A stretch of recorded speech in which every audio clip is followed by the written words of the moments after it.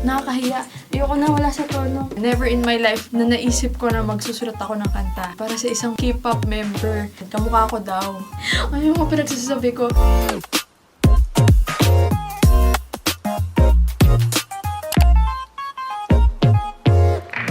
Hi guys and welcome back to my channel. So yes, it has been a long time since I posted another video, and since it's a new month, panibago na namang buwan, and itong buwan na to napaka-importante sa akin kasi this is my birth month. Malapit na ang aking birthday. And medyo tumatanda na tayo kaya ngayon nakaayos ako kasi alam mo yun, minsan lang tayo mag-birthday at magka-birth month. Para lang may excuse na mag-ayos ako ngayon, di ba? So this video is actually very long overdue kasi may nag-request na nito, and usually dapat first vlog to kapag ka, magsisimula ka ng channel, but ngayon ko pa lang siya gagawin kasi hindi ko alam. Ngayon ko lang siya naisipang gawin. So this video is gonna be about 25 facts about moi. So para naman magkakilala tayong lahat. Magkakilala tayong lahat pero ako lang yung magsasalita. Huwag na natin patagalin pa. Simulan na natin, guys. So first fact about me, syempre yung mga obvious muna. So ang full name ko is Maika Robles Misalucha. Ayan. So yes po. Ang totoo kong pangalan is Maika. Maika talaga, hindi Mikey. So punta na tayo sa fact number 2. Ang nickname ko ay Mikey. Ayan. Stage name, nickname, whatever you call it. Pero lahat ng tao kasi tawag sa akin Mikey. Nakasanayan na. And yung sister ko ata yung nagsimula sa akin tumawag ng Mikey. Or yung parents ko kasi may dimples daw ako. And si Mikey Kuwang ko kasi may dimples din. Kamukha ko daw si Mikey Kuwang ko. Pero parang hindi naman. Yung dimples lang namin magkapareho. Kaya, ayun, doon nila nakuha yung Mikey. So, fact number 3. So, ako po ay isang singer-songwriter, vloggerist, tiktokerist, coverist. Basta nagko-cover ako ng mga kanta dito sa YouTube. Ayan, tapos, minsan host, minsan aspiring actress. Wow! Kahit wala pa akong project na umaarte ako, hanggang TikTok lang muna yung pag-aarte ko sa ngayon. So, in short, ako po ay isang artist. Pero ang main, ko talaga is being a singer-songwriter. So, I write all my songs and I also write songs for other artists. So, example na dyan si Kailin Alcantara, P-pop generation, and syempre ang pinaka-latest na sobrang blessed ko, and thank you Lord talaga for the blessing, is yung kay Minzy, yung Tagalog version ng Lovely ni Minzy. Kaya, never in my life na naisip ko na magsusulat ako ng kanta para sa isang K-pop member ng isang K-pop group na hinahangaan ko nung bata ako. Never ko inisip na magsusulat ako para kay Minzy. Kaya, grabe talaga, napaka-grateful ko for the opportunity na yun. And sana hindi yun yung last. And ayun, super natutuwa ako kasi nagpa-followan kami sa Instagram. And nilalike nyo yung mga post ko. I-flex ko lang. Kasi minsan ka lang naman i-follow ng isang K-pop idol. So, lubusin na natin. So, ayan, minsan host din ako. Nung college ako, nag-host ako ng mga events, ganyan sa school. Tapos ngayong online, nag-host din ako. So, sa church namin, meron din kaming show na ako yung nag-host. So, kung gusto nyo mapanood yan, hanapin nyo na lang. Ayan, speaking of church, ayan, fact number 4, kasi madami yung nagtatanong sa akin kung ano yung religion ko. Ako po ay member of the Church of Jesus Christ of Latter-day Saints. Ayan. Or, kilala nyo po kami as Mormons, pero hindi na po namin siya ginagamit. Bale, pinangalan na po sa amin yun. Pero, we call ourselves members of the Church of Jesus Christ of Latter-day Saints. Ayan, medyo mahaba-haba, pero gusto po talaga namin siyang kompletuhin pag tinatanong kami kung anong religion mo. So, sinasabi namin, ayun, member po kami ng the Church of Jesus Christ of Latter-day Saints. So, ayan, medyo magpapa-wrap ka doon ng content. So, ayun po, Christian po ang mga members of the Church of Jesus Christ of Latter-day Saints. Ayan. And if you guys wanna know more about my faith or about our religion, or if you're just curious, ipa-plug ko na rin yung website ng church namin. It's churchofjesuschrist.org. Ayan. And yung link nasa baba, nasa description box din. So, ayun, alam nyo na. So, let's go to fact number 5. So, ito, hindi naman ako nagmamayabang, pero proud lang talaga ako kasi talagang isa siyang malaking milestone para sa akin is yung maging award nominee. Ayan. So, ito po yung mga list ng mga award nominations na nakuha ko. Ayan. Pero wala po ako napanalunan dyan. Pero okay lang kasi, alam mo yun, hello, ma-nominate ka pa lang sa ganito. Panalo ka na. Ayan, very proud po ako dito kasi, ayun, ibig sabihin yung aking hard work, yung aking mga babies, yung aking craft, yung mga pinaghirapan ko, na-appreciate at nare-recognize ng ibang tao. Ayan, salamat po sa mga sumuporta, wow, at sa mga nag-nominate sa akin sa mga awards po na to. Marami pong salamat for the opportunity. At nagkaroon ako ng pagkakataon na umattend sa mga award shows na to and ma-experience yung award show life. Ayun. So, ayun. Fact number 6, I play different kinds of instruments. So, mga basic lang naman. Hindi naman ako yung sobrang galing. But I play the guitar, the piano, the violin, and the drums. Ayan. But, hindi na ako masyadong nag-drums at violin. Nung middle school ako at nung grade 7 ako, ayan. Doon ako natuto. Pero ang tagal ko natutong ng violin. Yung violin, yun yung pinaka matagal kong kinuhang course nung high school ako. Kasi, nung high school kami, meron kasi kami music school and pwede ka pumili kung anong instrument gusto mong matutunan. So, I learned violin for like 5 years since grade 3 ako. Tapos, ayun, ngayon, wala na. Nawala na siya. Pero nandiyan pa rin naman yung violin ko. I feel like I can still play a little bit. Pero hindi na ako kasing galing nung since bata ako. Kaya, guys, if you really wanna do something, continue doing it. Practice ka ng practice kasi kapag matagal mo na siyang ginagawa, mangangalawang ka na. Pati yung drums. Yung drums, natuwa lang ako kasi kasi kakatapa ko lang ng grade 7.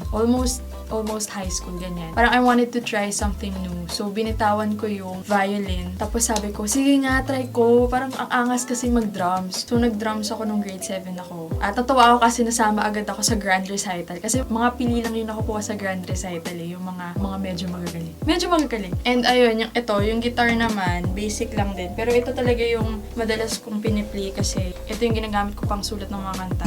Pati yung piano. Ano bang kanta? Sa tono ba? Mahiya naman tayo. Wala tayo sa tono.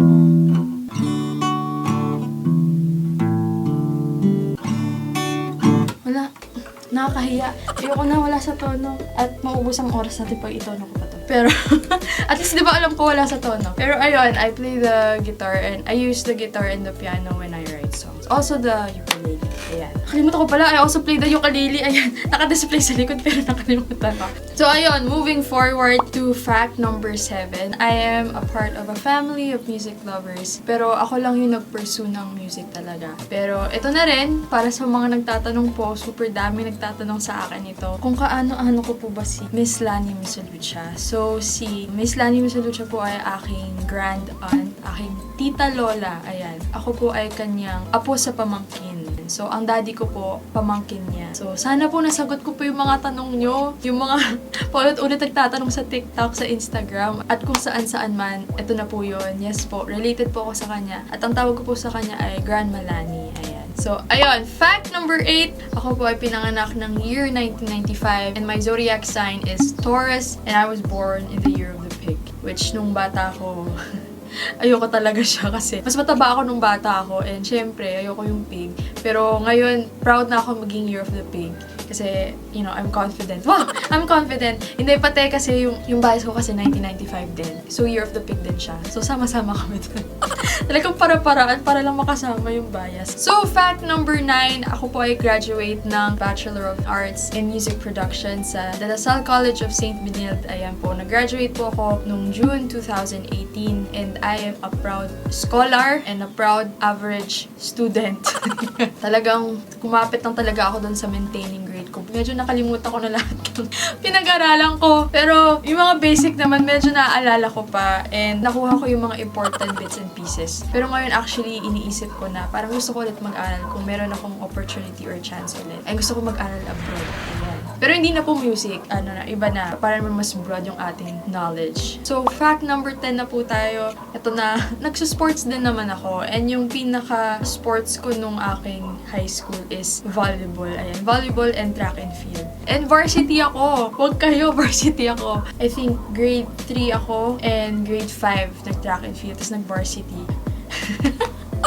Natatawa lang ako pag naalala ko kasi sobrang kulilat ko talaga pagdating sa sports. Pero marunong naman ako. Hindi lang talaga ako pinagpala na maging sobrang galing sa sports. Pero nung nag-track and field ako, naka-third place ako, naka-bronze medal. Pero 3 lang kami. Kaya ayun, walang choice. Ako talaga yung third. So, pinagpala pa ako nung magkaroon ng bronze medal. Ayan. Ano yun? Ilang meters ba yun? 800-meter relay yun. So, 2 ikot yun dun sa track. So, talagang pagod ako nung time na yun. And sa volleyball naman, ayan, varsity din ako. Pero, puro bench lang naman. Pero grabe na-enjoy ko maglaro ng volleyball. Hanggang sa nag-college ako. Munti ka na ako sumali ng liga. Ayan. Sinali nila ako pero hindi ako naka-attend kasi napakasipag ko mag-aaral. Wow! Ayun yung PE namin, volleyball din. Isa ko sa mga, woo! Magaling maglaro. So, ayun, fact number 11. Wala po akong favorite color. Depende sa mood ko yung color na gusto ko. So, ngayon, may face ako na gusto ko yung mga color. Ayan, purple, pink, blue. Yung mga parang, yung mga galaxy na colors, ganyan. Kagaya niyan, gusto ko din yung mga earth tones. Wala talaga akong favorite color. So, fact number 12, ito very obvious to. Lalo na sa mga madalas na nanonood sa akin dito sa YouTube and nakikita yung mga content ko sa TikTok. I am a K-pop fan. Ako kasi, I became a K-pop fan back in 2010. Tapos, nasabi ko na to dati pero na-outgrow ko siya kasi wala akong kausap about it. Hindi pa ganun kauso yung K-pop dati. Tapos, ngayon na bumalik ulit nung nag-pandemic kasi nagsimula akong manood ng K-drama. Tapos, bumalik ako sa K-pop. So, and yung unang K-pop group na stinan ko talaga is SHINee. Ayan. SHINee, Girls' Generation, 21, Big Bang, CN Blue, yan, Super Junior, 2PM, 2AM, M-Black. Basta yung mga OG na mga K-pop groups talagang sinubaybayan ko sila dati. Talagang na-addict din ako sa kanila. Ayun, ngayon naman, yung mga bago natin yan. BTS, Blackpink, GOT7, EXO, at marami pang iba. Talagang ako pinapakinggan ngayon. Kaya, so grateful for K-pop.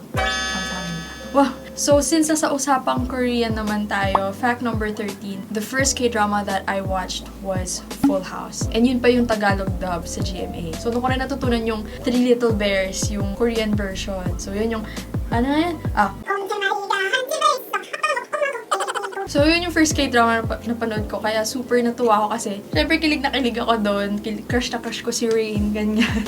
Doon ko na nahiligan din manood ng K-drama. Pero bata pa ako noon. Kung ano-ano pang napanood ko, yung Coffee Prince, tapos Princess Hours, ayan. And fact number 14, the first K-drama that made me cry was Rooftop Prince. Ayan, ito yung grabe. Ito yung first time ko na-experience na magpuyat dahil sa K-drama. First time ko ma-experience habang nanonood ako, yung araw lumalabas na.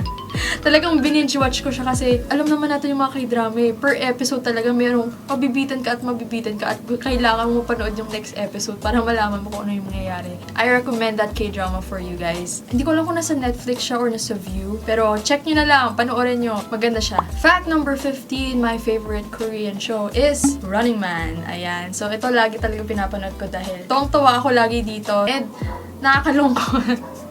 Kasi aalis na si Kwang Soo, pero push pa rin, support pa rin natin ang Running Man. So, sana mag-guess si Kwang Soo kung may time siya or kung magaling na siya. So, ayun. Sad lang na mawawala na siya. Nawala na nga si Gary. Mawawala pa siya. So, fact number 16, since usapang shows tayo, my favorite sitcom is Friends and Brooklyn Nine-Nine. Ayan. Yung Friends yung tipong pinapanood ko anytime, anywhere. If gusto kong magkaroon ng good vibes. Or pag nag-multitask ako, Friends yung pinapanood ko. Kasi super nakaka-good vibes siya. Kahit natapos ko na siya lahat, pinapanood ko ulit yung episodes and it's still funny the way it is. So, fact number 17, almost a lot of you guys know this about me na. I am learning the Korean language. I am learning the Korean language. So, ayan. And I've been studying for 8 months now. Actually, mag-1 year na. Pero considered 8 months pa lang kasi mga 4 na buwan na akong hindi nakakapag-aral ulit. So, I need to catch up. Kailangan ko ulit bumalik sa pag-aaral. Pero napapractice ko pa rin siya kasi by watching K-dramas talaga, sobrang laking tulong niya sa akin. Ang dami ko din natututunan. Meron akong updated version of how I study Korean. So, may part 2. So, abangan nyo na lang yun, guys. And dahil sa pag-aaral ko ng Korean, mas na-inspire ako mag-aral ng iba pang languages. At mas naging connected ako sa Tagalog. Mas na-appreciate ko yung Filipino language. Kaya, ayun, mas gusto ko pang matuto ng ibang language. So, ang next kong ina-eye is Japanese or Thai. Ayan. Fact number 18, my fashion inspiration is Billie Eilish. Actually, hindi lang sa fashion eh. Kahit music-wise, she's really an inspiration. And for sure, napapansin nyo the way I dressed in my photo shoots and in my gigs. Talagang I wear big baggy clothes. And eto, may kwento kasi yan. Even before Billie Eilish was born, middle school kasi ako nung grade 5 ako. Mahilig na talaga ako magsuot ng mga maluluwag na t-shirt. Ewan ko kung bakit, pero talagang komportable siya. Tapos inaasal ako ng mga tao na salbakuta daw ako kasi ang lalaki nga ng mga t-shirt ko. Hanggang sa nag-college ako, nadala ko rin yun. Talagang hanggang ngayon naman maano ako sa mga t-shirt. Ngayon lang ako nagdadalaga. Pero kasi talaga hanggang ngayon naman, mahilig pa rin talaga ako sa malalaking t-shirt. And I still dress that way pag kunwari may mga gigs ako ganyan. Kasi talagang komportable siya when I move. ayun na nga, nung college ako, nagsuot ako ng t-shirt, malaking t-shirt at basketball shorts and basketball shoes. Tapos, yung mga kaibigan ko, syempre, inaasal nila ako. Pero okay lang naman yun, wala lang naman sa akin yun. Pero parang in the back of my head, parang siguro I was embarrassed and I stopped wearing those kinds of clothes in a while. But I still wore big t-shirts, pero with pants na. Until I discovered Billie Eilish and then I saw her cover photo with Khalid. And sabi ko, oh my gosh, yan yung style na gusto ko. That's the style I was looking for. Kasi hindi talaga ako fashionista, hindi ako marunong manamit. Kaya nung nakita ko si Billie Eilish, sabi ko, oh my gosh, may inspiration na ako. So ever since then, I was really comfortable wearing those clothes. Lalo na pag nagigig, I can move around. I don't have to worry, you know, if magkaroon ako ng wardrobe malfunction, ganyan. Pero yun talaga, comfortability. And kaya kung makikita yung mga picture ko dito, ayan. So those are my Billie Eilish. Those are my Billie Eilish inspired fashion. So, ngayon naman, mas nagiging broad naman yung fashion taste ko. Iba-iba naman. But Billie's like, I just love Billie. And sayang lang hindi natuloy yung concert niya kasi bumili na kami ng ticket pero ayun, nirefund naman namin kaya okay lang naman din. Pero sana bumalik siya at sana matuloy na.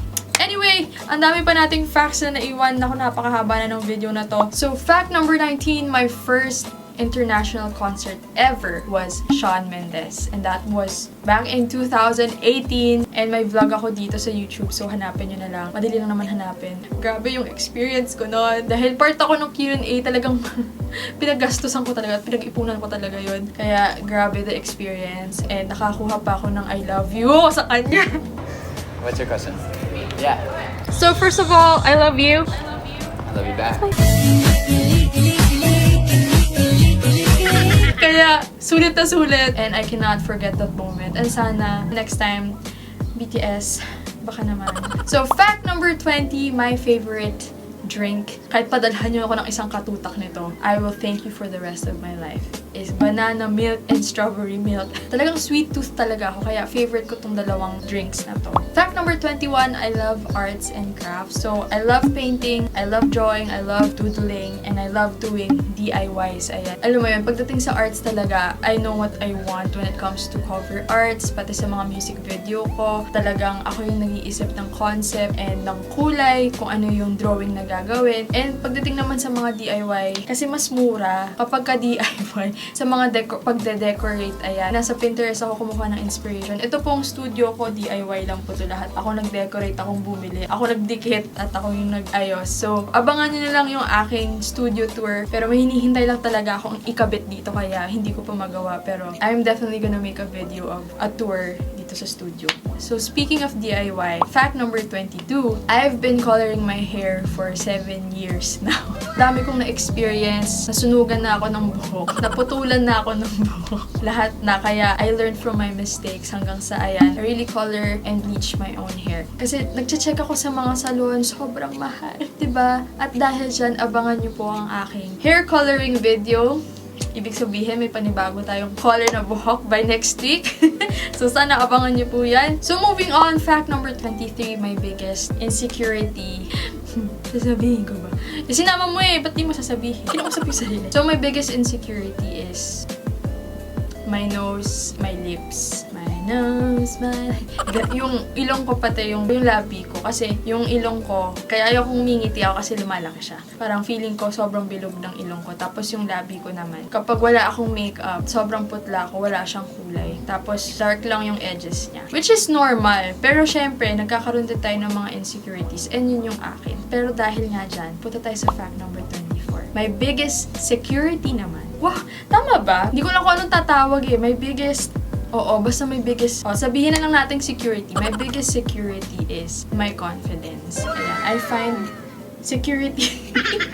Ano yung mga pinagsasabi ko? Ang hirap mag-English. I don't know if that made sense. But I am a confident person. That's what I can say. Confident ako, lalo na when I face other people. And kailangan yan eh when you perform. Yung mga kantang kinakanta ko, and yung mga kantang kinakanta ko, gawa ko mismo. And I'm proud of my songs. And I'm proud of myself for singing my songs. Marami pa ako insecurities, hindi ko lang isa-isahin dito. Pero, but because of my confidence, nadadala ko yung mga insecurities ko na yun. And I become confident with those insecurities. guys. And dahil din dyan, last but not the least, fact number 25, ako ay nagiging confident dahil sa amazing people na nakapalibot sa akin at sa aking support system na pangalan ay My Queens. They are my family, they're my friends, and I love them all so much. They are amazing people. And because of them, isa sila sa mga rason kung bakit sobrang confident ko sa sarili ko dahil they make me feel confident. Kaya, shoutout sa mga My Queens dyan.